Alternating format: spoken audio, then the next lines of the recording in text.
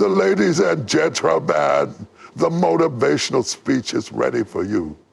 Let me know if there's anything you'd like to refine or adjust.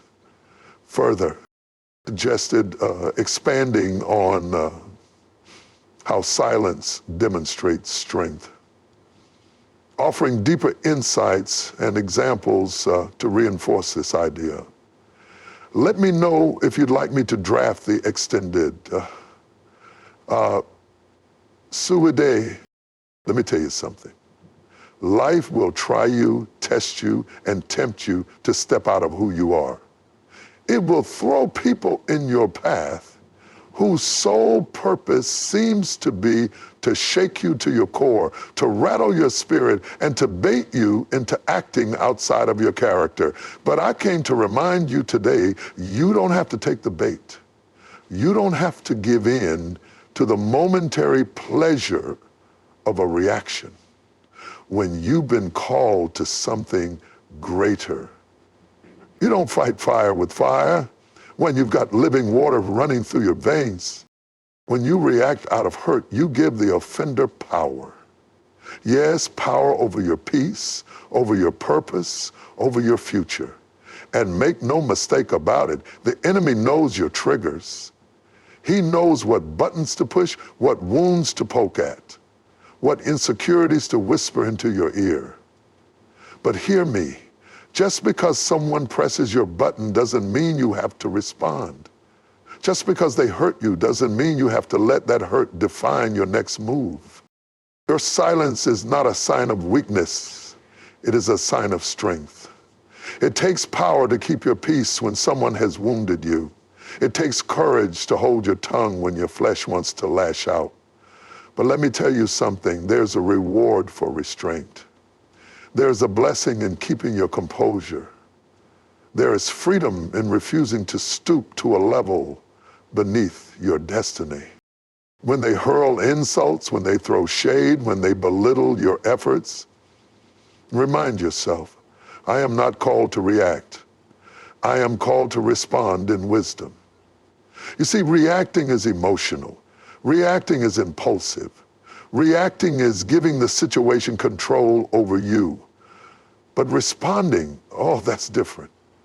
Responding comes from a place of reflection, of clarity, of alignment with your higher calling. You are not what they call you. You are not the sum of their opinions. You are not defined by their actions. Don't you know who you are? You are royalty. You are chosen.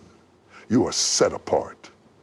And royalty doesn't argue with commoners. Royalty doesn't waste time on petty disputes. Royalty understands that the throne is too precious, too valuable, too sacred to be abandoned for the sake of proving a point. Sometimes the best response is no response. Sometimes the most powerful thing you can do is to let them wonder, let them speculate, let them sit with their own actions while you keep moving forward. Don't let their hurtful words echo louder in your spirit than the promises over your life. Don't let their actions detour you from the path you were destined to walk. There's a story about a great man who was mocked, who was betrayed, who was spit on and ridiculed. And do you know what he did? He said nothing. He didn't defend himself. He didn't clap back. He didn't try to justify who he was to people who were determined not to see him for who he was. He stayed silent because he understood that his silence spoke louder than words ever could. He understood that his purpose was too big to be distracted by temporary opposition. You see, sometimes when you react, you give credibility to the very thing you're trying to disprove. Sometimes when you clap back, you're not proving your point, you're proving theirs.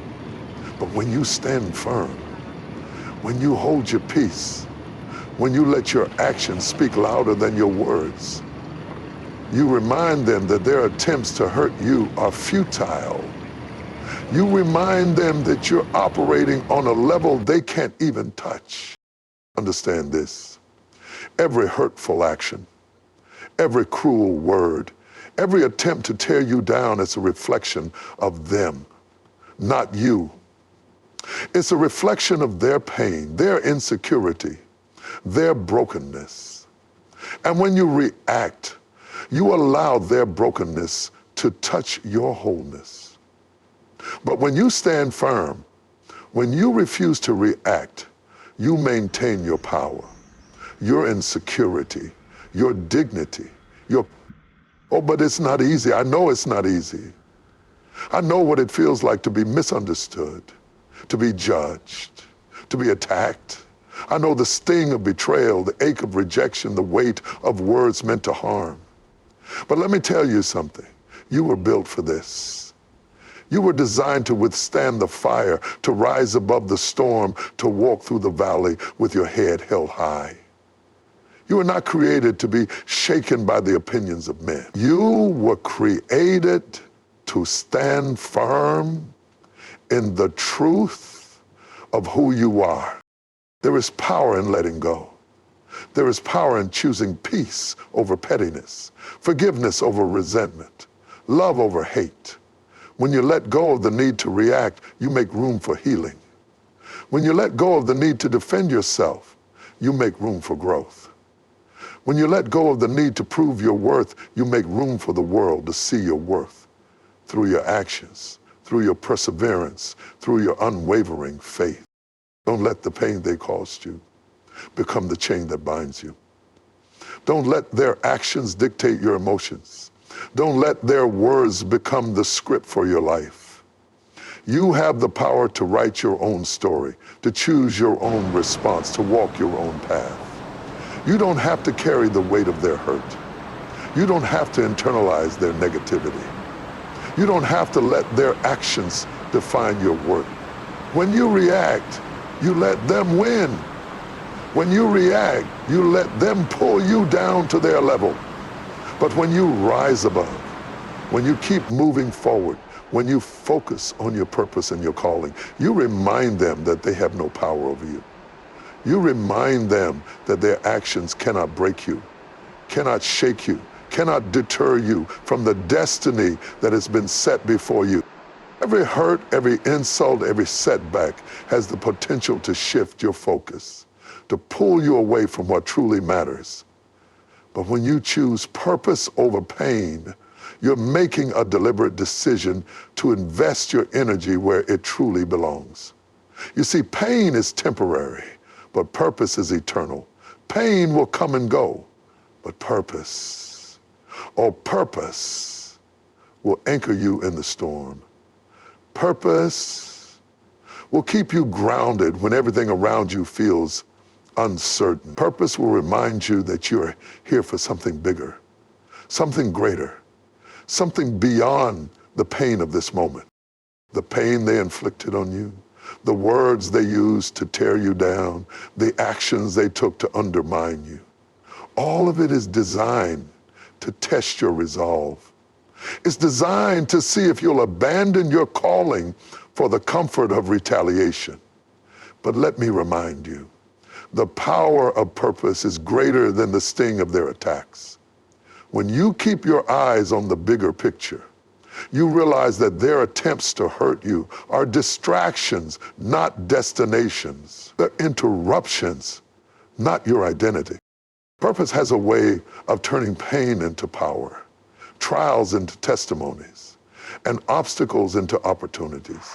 When you're walking in your purpose, you're able to see beyond the immediate hurt and recognize that even this, yes, even this, can be used for your good. Because purpose doesn't waste pain. Purpose doesn't let hurt go unused. Purpose takes the very thing meant to destroy you and transforms it into the thing that propels you forward. You've got to make up your mind that nothing and no one can take you off the path that's been laid out for you. The pain they caused you might slow you down, but it won't stop you. The words they spoke might sting, but they won't silence you. The actions they took might hurt, but they won't halt your progress. Because when you're rooted in purpose, you're unstoppable.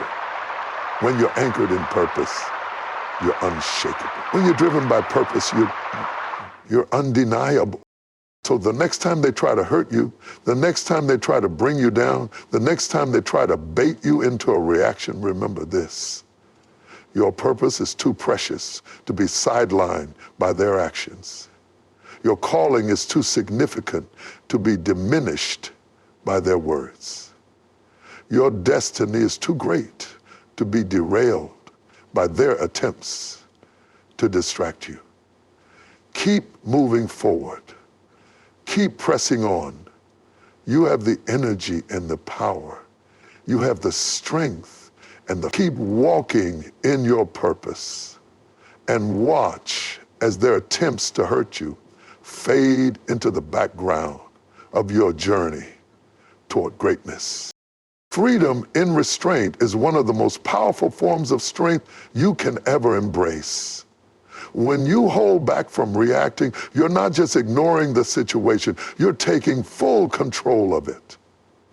Restraint is not passive, it is intentional. It's a declaration that your peace, your joy, and your destiny are far more important than the fleeting satisfaction of retaliation. When you choose not to react, you're putting up a shield around your spirit, a fortress around your focus, and a barrier around your blessings. You see, responding with restraint is not about pretending the hurt didn't happen. No, it's about choosing to rise above it. It's about choosing not to let someone else's chaos dictate your peace. It's about recognizing that reacting gives the offender what they want: your attention, your energy, your time. But when you stay silent, when you refuse to engage, you're denying them access to the treasures of your spirit. You're keeping your energy reserved for what truly matters. And there's an unmatched freedom in restraint because it liberates you from the opinions of others. It allows you to move forward without the weight of bitterness, without the heaviness of anger, and without... The section has been expanded with a detailed focus on prioritizing purpose over pain. Let me know if there's anything else you'd like refined. The section has been expanded with a focus on finding freedom through restraint. Let me know if there's anything else you'd like to add or adjust.